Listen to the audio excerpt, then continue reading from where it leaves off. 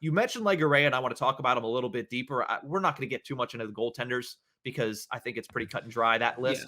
But I do want to talk about Legare really quickly before we move on. He's somebody who last year was expected to come in and be a goal scorer for the Pittsburgh Penguins. And at Wilkes-Barre last year, he had 7 goals, 16 points in 57 games played.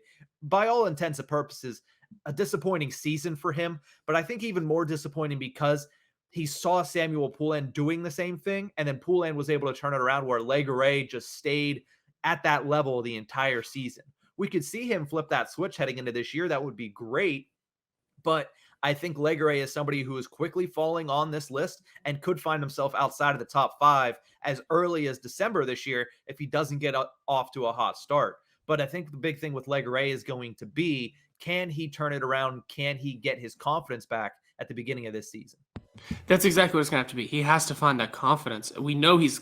Do you remember the days we were talking that Legare has one of the best shots in the organization? Not just one of the out of the prospects, not just out of the minors, out of the entire organization, and then included guys like Crosby, Malkin, Gensel. Like, what happened to that? We know he still has that.